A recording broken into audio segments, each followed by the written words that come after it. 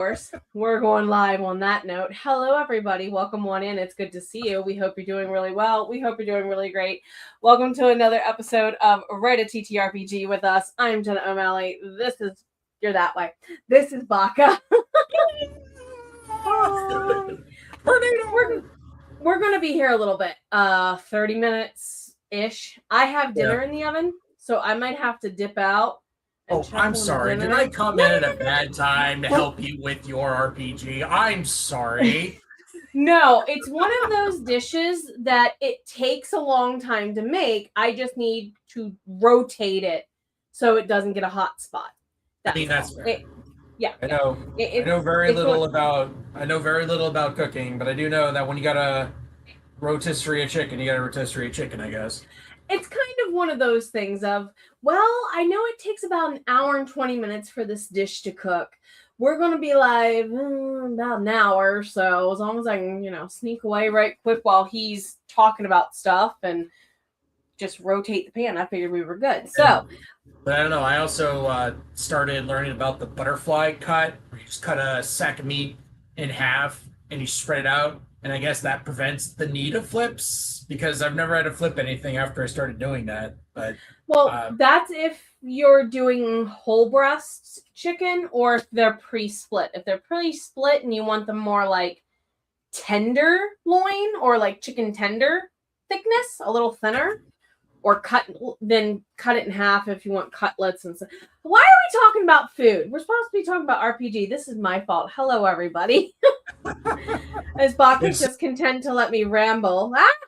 Yeah, so today's episode is about tangents and how to prevent them. We failed.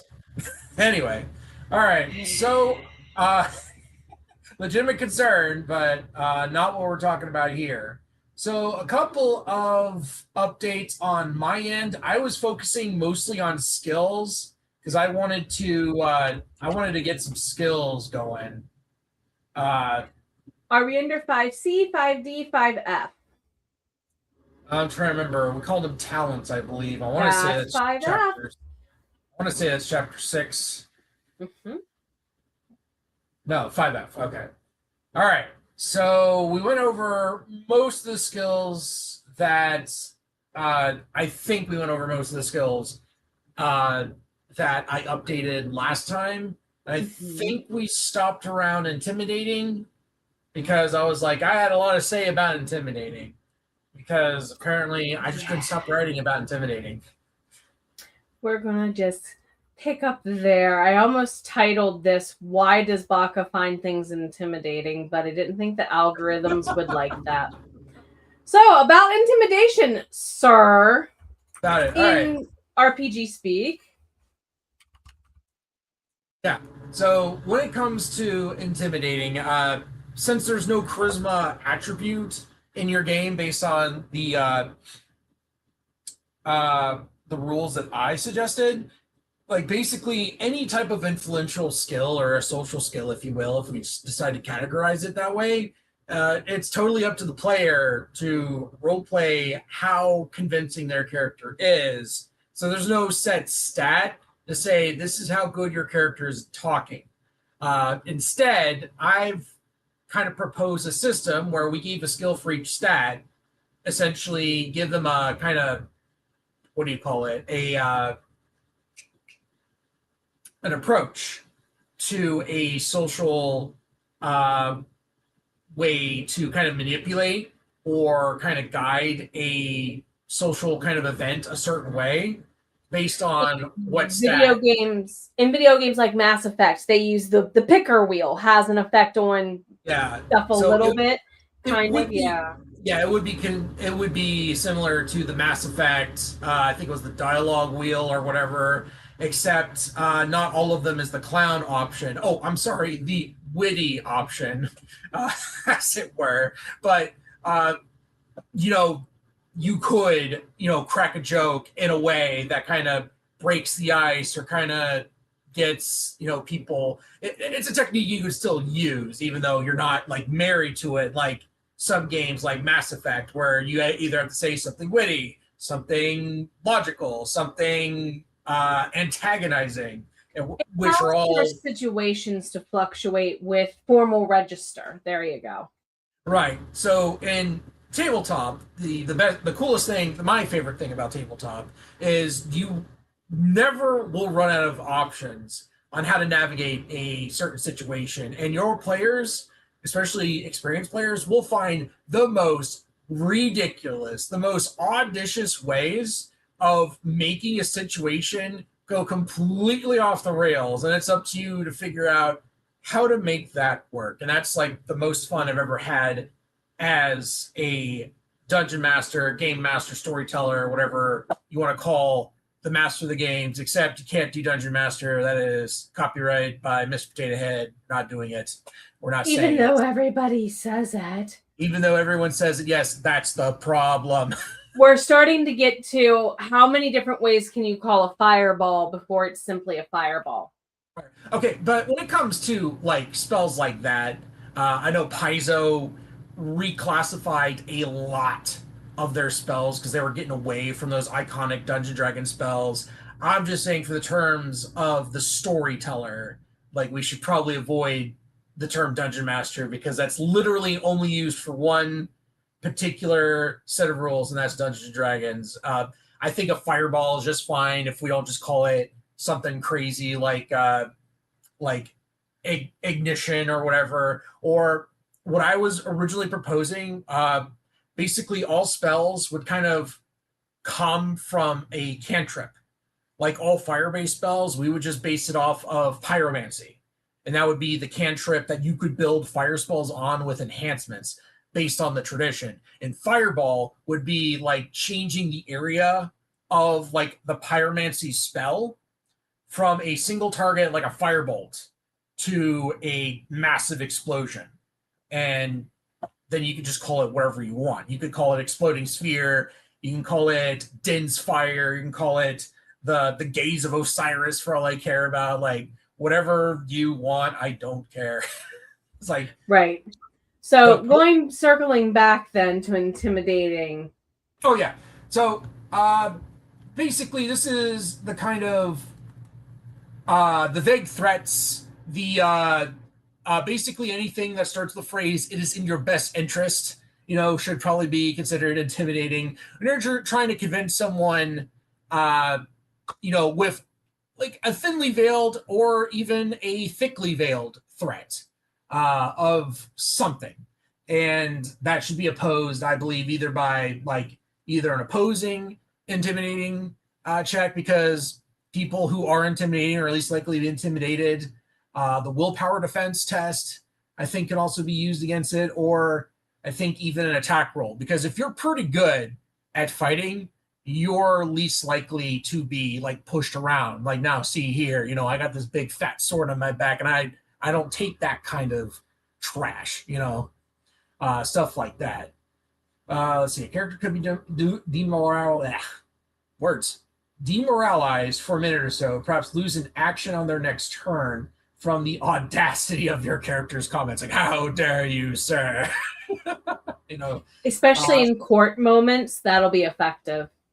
Yeah, if there was a role-play encounter and you just incited someone and they just spend one of their actions going, I dare say, and then, you just get more time to plead your case. That may not be good one-on-one, maybe, but if you're like in a group and you're just like dogpiling on a guy and you just got one clown just constantly attacking this guy, making him lose his turn during an argument in front of a judge. Meanwhile, the rest of the party, they're making their arguments, and all this guy's going, now see here, like this is this is unorthodox, like stuff like that.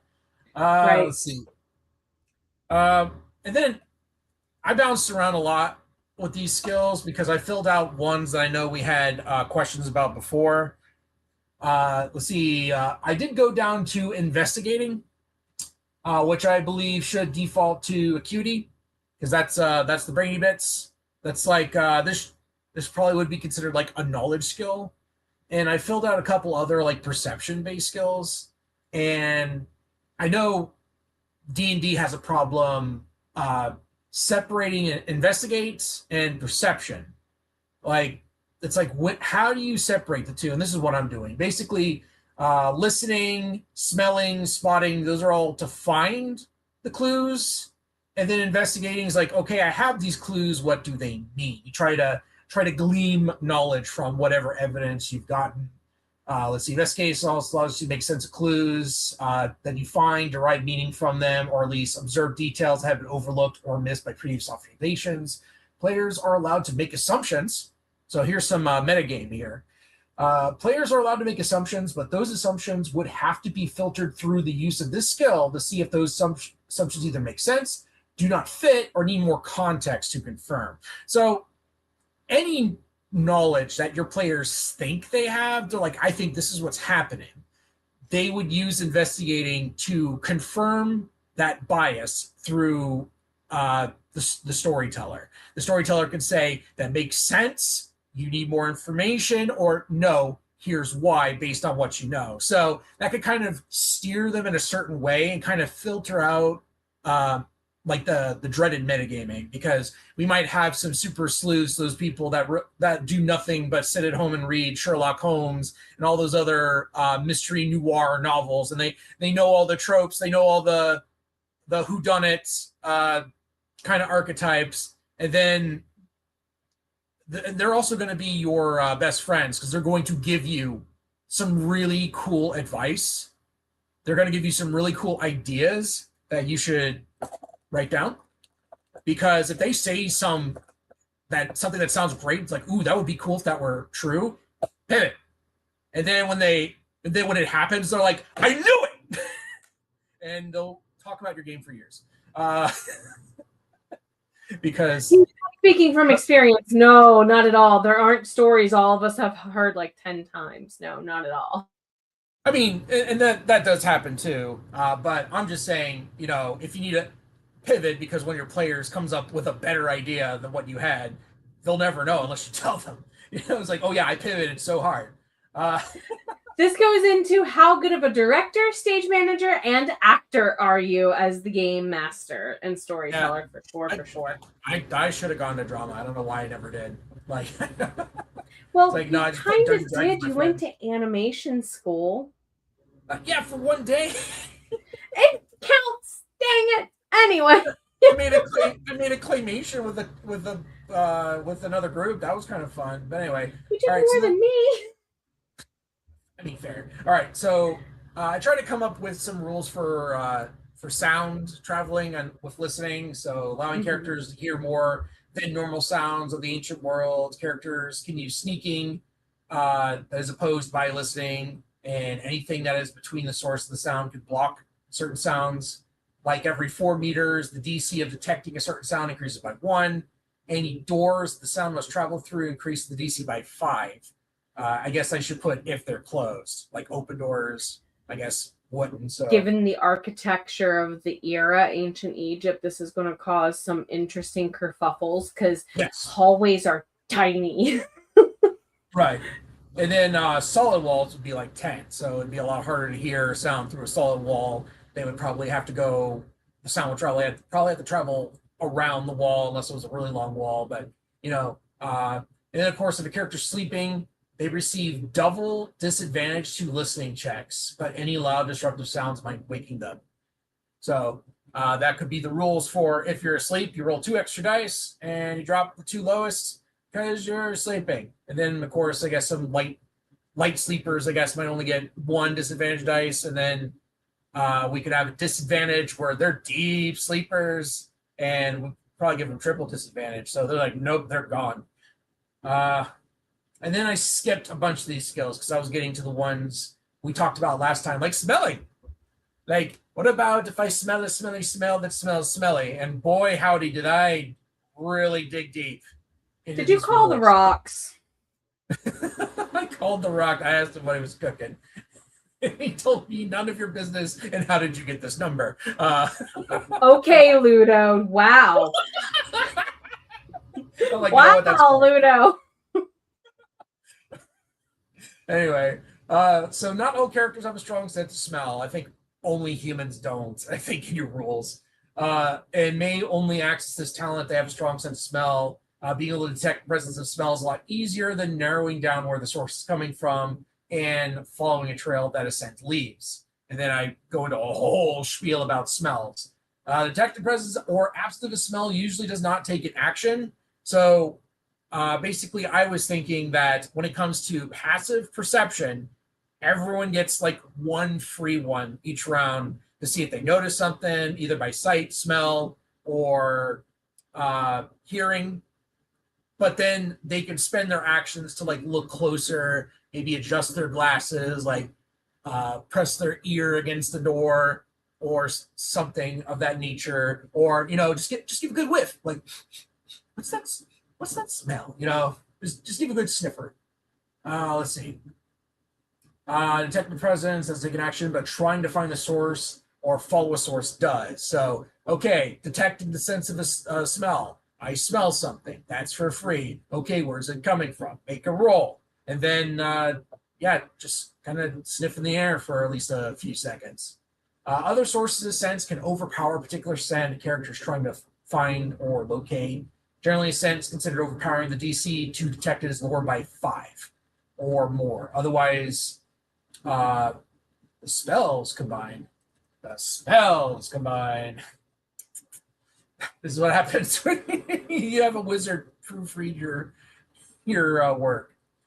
Rather than mask them, any sense that overpower should have their difficulty class increased by 5, and any difficulty class to locate a source of a scent should increase by 5 to pinpoint if the source is within 20 meters, or 10 if it's outside that range. So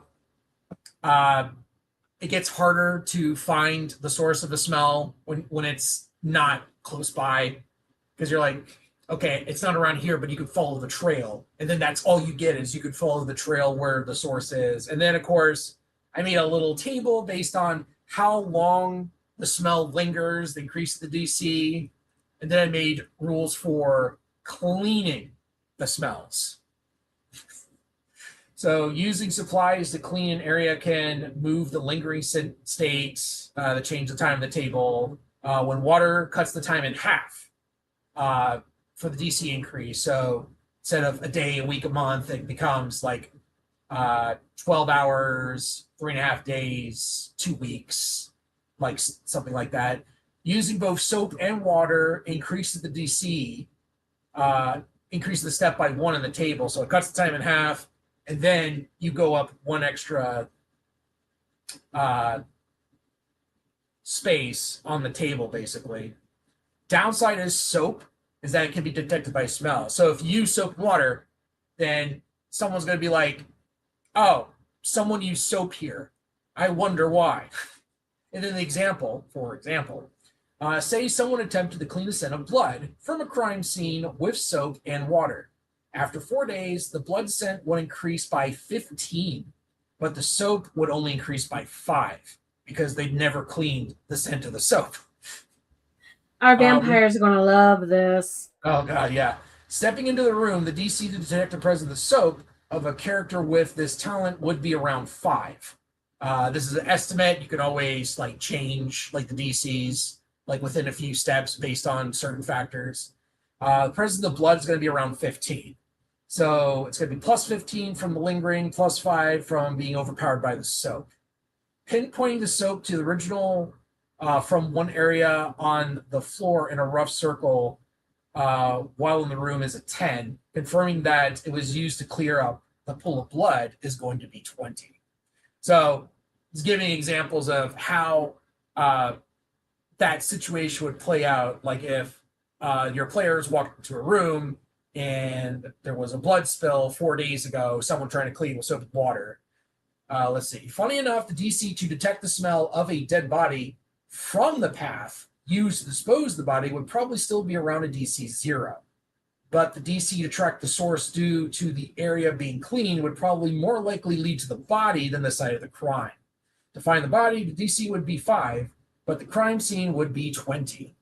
So, say this is how the plot hook happened.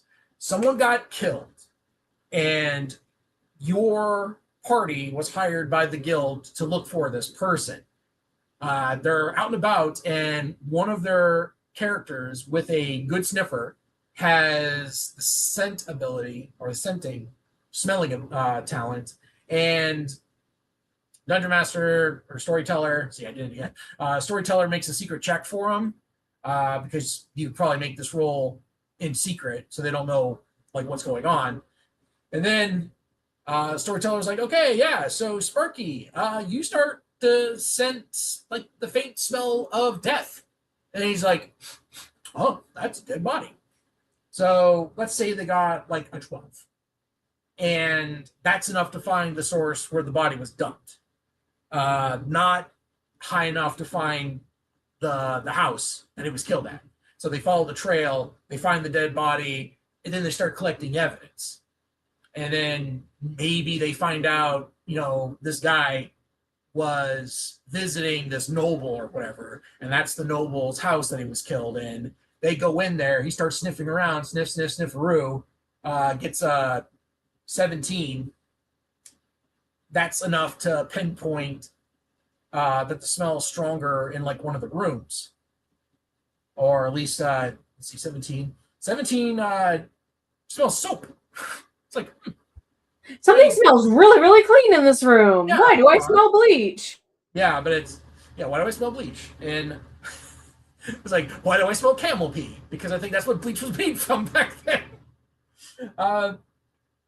Or I don't know. I know it was some type of urine they were using the bleach clothes. It's not like the bleach they used urine for a lot. They use urine. Oh no. But the DC would have been 20 to find the pool of blood outside of the room, and then they get in there, it goes down to 15. Maybe Mr. Stifferman can find that if he smells like, following the clues, like, oh, there's a smell of soap.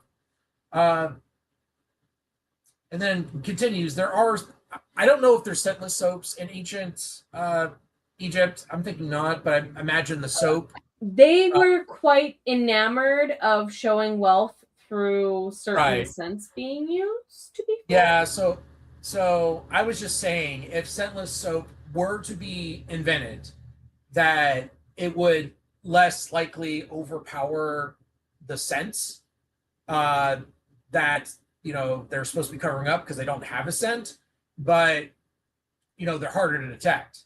So, for example, if we were using scentless soap, the DC for finding the blood and the soap would both be 15, so there wouldn't be any. Basically, there wouldn't be any soap on the carpet saying, hey, this place was cleaned recently for some reason. It would be the same scent. And then I was putting rules like, okay, so if the DC of a smell is 5 or less, then normal people can smell it without making a roll. So that was like the threshold. So any scents DC 5s or lower should be detectable by characters who do not have this talent. Like DC 5, that should be considered a faint scent. You need to hold it to your nose to detect. Like most flowers, wines, like I guess scentless soaps or whatever other things that have a fragrance, but you won't detect it unless it's like right there in your face. If scentless soaps don't exist. 0, those are fragrant smells. That's food being cooked, something burning, or the scented oils. Like I imagine it would be a lot more present in ancient Egypt. Like you said, Egyptians loved stuff that like had that nice fragrant smell. Then there's -5. Those are pungent, stinky stuff. That's the stuff that's like, that's like when we stop making smelling checks and start making fortitude saves. That's like rotten foods, boiled alchemical products, biological waste. Yeah, the kind. Keep talking. Speaking of smells, I gotta go check on a chicken. Keep talking. And then I also added, keeping in mind how something smells good or bad is a matter of taste, and a game master should never assume that a character likes or hates. Just describe the smell as clinically as you can and let them react how they feel their character would react. You may be surprised that some characters will react to the smell of rotting cabbage or being overwhelmed by the scent of strong vanilla concentrate. Again, like you shouldn't be able to just say like, oh yes, this smells terrible, or oh yes, this smells amazing. Just describe the smell to the players And if their character likes it, they'll like it. If like 9 times out of 10, I think you described a rotting corpse of a dead body and, decomposition. I'm sure most players would be like, ugh. But then you got that one guy playing a rat character that's like, go on, Or you have all the vampires going, how warm is it? How warm it? Yeah. That's right. I keep forgetting vampires is gonna probably be the most common character, and it's like how fresh is it? Like, is it past the expiration? We're in the middle of the desert. Hydration is key, yo. Yeah. I hate knowing that I'm like 67% water. I hate it. I'm basically just a cactus to them.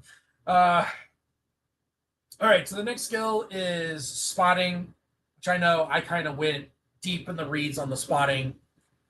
That's used to detect objects that are hidden from view, possibly far away, see clearly, or to see small details that might have been missed. Any character attempting to conceal themselves can make an opposing hiding check or concealing items with a legitimate check. It is generally easier to spot creatures or items that are larger, or harder to spot creatures or items that are smaller. Creatures and items that are smaller than what the spotter is normally deals with gives the spotter advantage. So if there's something concealed that is bigger than you, like, oh, I don't know, like a big fat frickin' dragon hiding behind hiding a bush on an oasis, will give you advantage, maybe even double advantage if it's 2 size categories bigger than you, because you're like, that's dragon. Or whatever, like maybe a sphinx, I guess, would be more appropriate. But say if a creature or an item is smaller, then you would get disadvantage trying to spot it. And then, of course, I was giving like penalties based on how far away something is. 10 meters, that's really close. The DC actually dropped by 5. Within 50, about the same. And then gets a little further, 100 meters, 500 meters, a kilometer. And then I also double checked, because I was apparently wrong on this assumption about like how far the horizon is. For some reason, I always thought the horizon's like 26 miles away. Apparently that's not the case. It's more like 3. And I'm like, oh, I was way off. That roughly translates to about 4.8 kilometers. Though it is possible to see further with greater elevations, but the DCs are going to be a lot higher. Like we're talking about like plus 20 to spot a guy that's 5 kilometers away, and that's a lot to ask for in your system. Even at max level, we're dealing with plus 10 to skill, so that's going to be pretty rough to see that far away. And then, just to make things more complicated, that's only on like clear vision.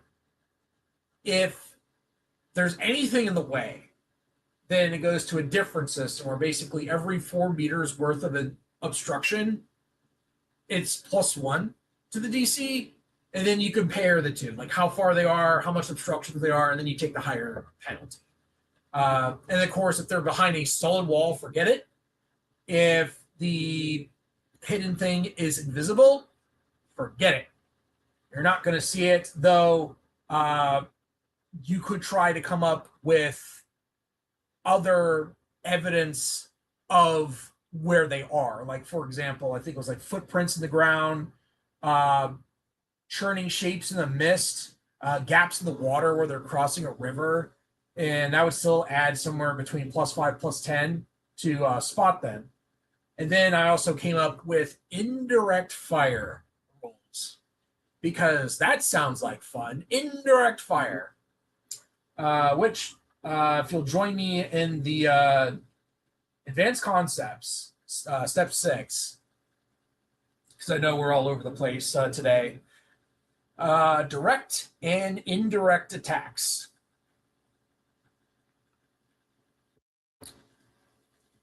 Yep. All right. So sometimes you just do not know where the enemy is, whether it's a pesky illusionist wizard cast a visibility spell on themselves, or you're averting your gaze not to be turned to stone by a gorgon, legitimate concern. You may choose to use an indirect method of attack as opposed to a direct one. Most attacks will be direct. You select a target, aim your weapon, hope you hit. Some attacks may be considered indirect, where they target an area and all creatures standing in the area as opposed to a specific creature. Indirect attacks can be fired indirectly without an issue, since you don't have to target the creature directly. Using a direct attack indirectly will cause the attack roll to have advantage. Should be disadvantage. Oops. It's like the opposite of that. All right, disadvantage. I was going to say, wait a minute, you just contradicted yourself. Yeah, it's like, dang it. Like, yeah, so basically you want to close your eyes and hope for the best because you'll get an advantage. Dang it. It's like, did I accidentally make everyone drunken masters? All right. So anyway, yes, if you use a direct attack indirectly, you get disadvantage on the attack rolls. I hope that clears that up. And I also went into like the degrees of success because I don't know if we established that yet with your game, but I was going more into like what those degrees of successes be. We overviewed them, but we did not deep dive them. So hydration is in effect. Go for it, sir. All right. So depending on how well a character rolls, opposed to the DC class of the roll needed, determines the degree of success. This is considered as well as whether or not the character rolled either a fumble or a critical on the dice. So if you succeed a DC by 10 or more, it is a spectacular success. You did it! Huzzah! Depending on how well your character roll, you did very well, and you should get a lot out of this check. You should receive extra information on a knowledge check. Notice small details overlooked by others. Score critical hits on an opponent with long-lasting consequences, and you look amazing doing it. That's the most important part. You look really good doing it. If you succeed by 5 or more, that is a great success. You did a good job. You should get a little extra for your check. You should be certain of the information you've gained isn't just speculation or rumors. You notice a big detail that might have been missed due to distractions, giving your enemy a minor setback in combat. So not exactly a critical hit, but you should get some sort of edge over them. Then there's you tied the DC. This is considered a close call. You just made it. You set out what you wanted to do without any flair or applause. You get what you came for, but nothing else. And of course, this is where your Bumble Lords shine, where they just made the DC. They stumble into their success. It happens by accident. Like nothing happens by accident. I worked for it. Oops. Like you stumble backwards into your opponent and then shove them off a cliff or something like that. Stupid, goofy stuff like that. Then there's failed by 5 or less. That is a near miss. You technically completed what you wanted, but something did not go as planned. The knowledge you gained is either vague or unproven. You think you heard something, but you aren't really sure. You completed the task, but it took longer than expected, or there's some small details missing. You struck your opponent, but you didn't land the blow that dealt any actual damage. So this is where we're going to get like your touch attacks. Like if you do a near miss on your opponent, but all you wanted to do was make contact with them, then you're good. Like you fire like a spell equivalent to a Scorching Ray, and you get a near miss. Hey, you hit them. They're still hit by fire. Like it's probably not going to hurt as much because it's going to glance off their armor, but no, they were hit by one of your beams, and that's all you wanted. Your weapon, though, like, I guess you scuffed their armor, I guess, or you damaged their shield. Good job. Or if they're like a person with long hair, you singed all their hair off and maybe missed the rest of them. That kind of stuff, yeah. So a near miss could still work on characters like Samson, where, like, my hair! Or if you wanted to go with one of those slippery grip tropes, like people are fighting over like ancient artifacts. Like, I have the ancient artifact. You get a near miss, like, oh no, and it like flies off and stumbles on the floor. Goofy stuff like that. Sure, why not? Like, let's roll with it. Because that's fun and interactive. Now there's fail the DC by 10 Less than 10, that's a failure. Did not accomplish the thing you want to do, but that's it. Nothing else bad come from it other than you missed. But then there's a spectacular failure. If you failed by 10 or more, not only did you fail, but you failed in a way that you suffer consequences. The information you gain is unreliable, and those that you are spying on are alerted to your treachery. You are detected immediately and need to explain your presence to the guards. They brandish their weapons. Your job lands poorly, and it's supposed to be your joke. Your joke lands poorly, and you're asked to leave. Your attack is parried so hard you drop your weapon. Stuff like that. Literal and metaphorical face plants apply. Yes, or you could just say, your face hits the dirt. Goofy stuff like that we live for. Then there's criticals and fumbles. Can bump the degree of success or failure up or down by 1 depending on if the category exists. Now, if you roll an 18 on the dice, that increases by 2 categories, and you skip the near miss step. So you don't have to worry about near miss. Like, say you would have gotten a spectacular failure, adding everything up, but it's an 18. Then Correct. Goes up to failure, skips near miss, and it's a close call. So you did it. You done did it. But you needed to roll an 18, which should scare you. It's like, I rolled an 18. That is a critical success. Close call. What? I need to run. Yes. I need to run now. And then if you rolled a 3, which is basically all once, that decreases the category by 2 and skips close call. So you roll a 3. It's like, oh, it's such an easy task. It's like, sure. So it would have been a spectacular success, drops down to great success, skips over a close call. It's a near miss. And you're like, that sucks. So I figured that would be the best way to dynamically control, like, okay, there's always a chance. It's not that great if you need to roll an 18 on 3d6, because that is astronomically low. That is way lower than rolling a nat 20 in a d20 system. But well, like you said in the previous episode, because you got to make 3 dice hit, not 1. Right. At the same time, your players have access to fate points to manipulate dice, so we're hoping it's not as astronomically crazy as it sounds. However, if your players are in a situation where they need 18s to succeed, they probably need to boogie. Or they probably need to find a different approach. Because that sounds like they're facing a puzzle boss that they're trying to brute force. At that point, they should be like, is this the right path? Should this Do we have all the prerequisites for this gate, or should we come back later? Should we come back later? Maybe there's something we're missing. Maybe I shouldn't be starting fights in a tavern when my job is to go find, this guy who got murdered. Maybe that's not the right path. But starting the fights is fun. I mean, anyway. Yes. Well, yeah, sure. And if you want to go play Blades in the Dark, go play Blades in the Dark, because that's the stupid stuff that you'll have to do, and you'll have to justify all of your goofs with flashbacks. And if that's fun to you, then go play Blades in the Dark. It's like you knew exactly what I was thinking of. Or Shadowrun. It's like, oh god, it always comes back to Shadowrun. Next section, my dear. We are in wind down mode. Yeah, small thing about advancing attributes in your game. So I'm kind of stealing this from Pathfinder 2nd Edition.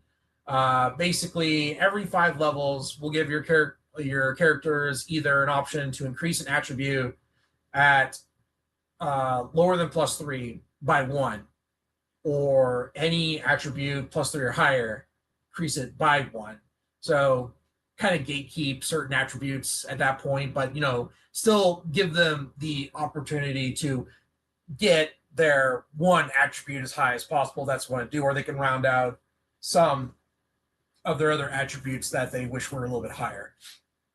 So, and that's going to be very helpful as you see the different characters in real time make those decisions for story play being greater chance. cat girl. What do you want? Right. And I was hearing some interesting new D&D builds, like from the Dungeons Dragons 5th edition, like Ooh. Lord of the Rings rulebook. And Yep. apparently there's this one race that changes like everything because they're like, yeah, one of our options is to use strength for ranged attacks. What? And that strength for ranged attacks. Now you now have an option as a barbarian to use reckless attack at range. Isn't that dumb? I'm just gonna get this dumb composite longbow and slam into you as hard as I can, but I'm 100 feet away. Oh, I didn't hit? I'll just roll again. What are you fighting on the routine that you need to know how to do this is my first question. I don't know. That is automatically my first question. That's what Herculean... Not even the goofiest build. Not even the goofiest build. Because hobbits, they don't give disadvantage to attackers that are larger than them. So automatically, halfling barbarians are untouchable because they can reckless attack, and then anything bigger than them, which is pretty much everything, because they're tiny little fat circles, they're like, I just can't hit this guy. I don't understand. He's just sitting there yelling at me, and I cannot hit this little fat shrimp. Like, so is that how you would make Sonic the Hedgehog in that world? I thought about it. And because that's kind of what I'm picturing in my head. I did make him in Pathfinder as a quickling, and that worked out very well because he had like a base speed of like 120 feet. That was just his regular, like, just brisk walk was 120 feet. And I'm like, yep. And I forgot what I think I made him like a monk bard or whatever, and he was just spin dashing and clobbering people. I did stat Amy Rose as a barbarian because I found the hawk barbarian. Apparently, as a swift action, they can disengage, and they give like disadvantage on all attack rolls against them while they move that round. It's like, it's kind of nuts. Tell me about stuff I don't know. I mean, just make a little tiny hoblet with pink hair, give her a big fat hammer and a barbarian, and then it's Amy Rose going around stomping people. That's true. So, any other add-ins as we wind down and I take dinner out of the oven? I think I did add one thing as a placeholder. Okay, yeah, I removed from the hiding skill. I took out being able to hide items on yourself with the hiding skill. And I'm going to move that to the German skill, because I think that makes more sense. That hiding items, I mean, maybe using hiding to hide items separately from yourself, I guess could be a thing, but hiding them on your person, I think, should be legitimate. So yeah, that takes a whole different level of skill of knowing yourself and what materials. Like hiding something independent of yourself, like hiding it so no one can find it. I guess that would be a hiding check, I guess. But hiding it, concealing it on your person, that would be legitimate. So I might put it back in. It's like, yeah, you can hide stuff with hiding, but gotta have to leave it there. And I guess we can leave it at that if you need to check on your food. I was going to say, that's actually a solid stopping point because I have a lot to add in for next time. And that gives us a solid in between our 30 to 60 minutes. So my August is heinous. We may see each other in August. We might not see each other until after my birthday, which, by the way, happy birthday to you. Happy birthday, brother. Thank you for doing this. If you didn't know, somebody had a birthday this month. Yeah, apparently. It was lackluster other than when I went into work. There was like no work to do. So I just kind of sat there, kept my seat warm for 8 hours straight for $20 an hour. So that was kind of nice. You got paid to sit there and do nothing on your birthday? That sounds like a lovely gift from the universe. Yeah, they pulled me into the hood to make some hazardous drugs, I guess, for a few hours. But other than that, I also did some modules for my license, and then I'm arguing with HR whether or not to get reimbursed for the $80 I spent on the package, because they're like, oh, well, we had a Cure Point package, and I'm like, yeah, it didn't include any of the modules I needed for my license, and they're like, oh that's silly. I'm like, yes, I agree. Tell that to the state of Florida, who demands me to have the certification. Florida, you're silly. I tell that to every state. Oh, for those who don't know, Baca is in farm tech. Yes, I'm a licensed pharmacy technician. I'm the one licking the stamp on the drugs that are coming to you in the mail. That's me. That's my stamp. Thank you for all you do with your stamps of approval and all the silly gooseness he brings, I'm sure. Next time, everybody. My silly goose right here. Oh, as if on cue, he brings the goose, of course.